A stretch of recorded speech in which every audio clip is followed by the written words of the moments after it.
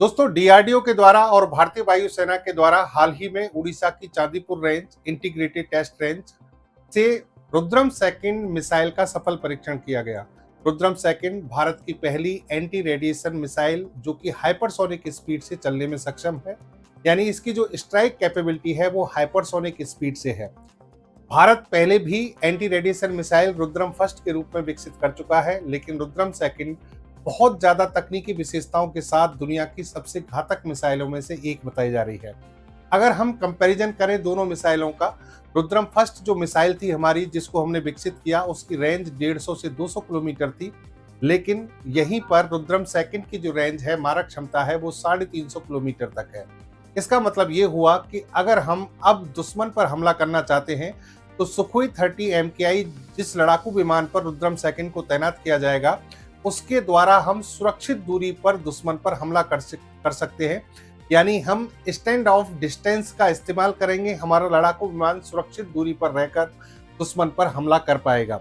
इसके अलावा इसकी जो हाइपरसोनिक स्पीड है 5.5 मैक की है, जो कि रुद्रम फर्स्ट में 2 मैक की थी।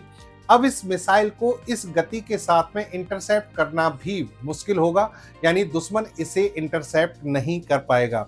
इस मिसाइल में सॉलिड प्रोपेलेंट मोटर का उपयोग किया गया है, जो कि रुद्रम फर्स्ट की तुलना में एडवांस वर्जन है, और इस मिसाइल को एंटी रेडिएशन मिसाइल के साथ साथ ग्राउंड अटैक के लिए भी विकसित किया गया है।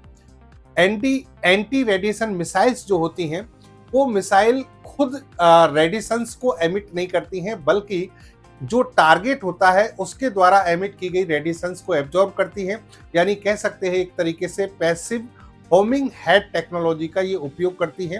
दुश्मन के द्वारा भेजी गई जो तरंगे हैं उन्हीं का उपयोग करके उनकी लोकेशन का पता करती हैं।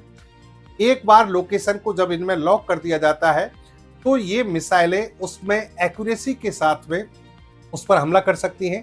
रुद्रम सेकंड की एक्यूरेसी और ज़्यादा इसलिए है क्योंकि इसमें इनर्शियल नेविगेशन सिस्टम, नाविक जो कि हमारा खुद का जीपीएस सिस्टम की तरह कार्य करने वाला नेविगेशन सिस्टम है, दोनों के साथ इसे इंटीग्रेट किया गया है। यानी भारत जो है एक एंटी रेडिएशन मिसाइल के एक दौर में प्रवेश कर चुका है जो कि हाइपरसोनिक स्पीड से गति करती है। आपका क्या सोचना है? रुद्रम फर्स्ट और रुद्रम सेकंड दोनों मिसाइलों की तकनीकी विशेषताओं में कितना अंतर आप पाते हैं?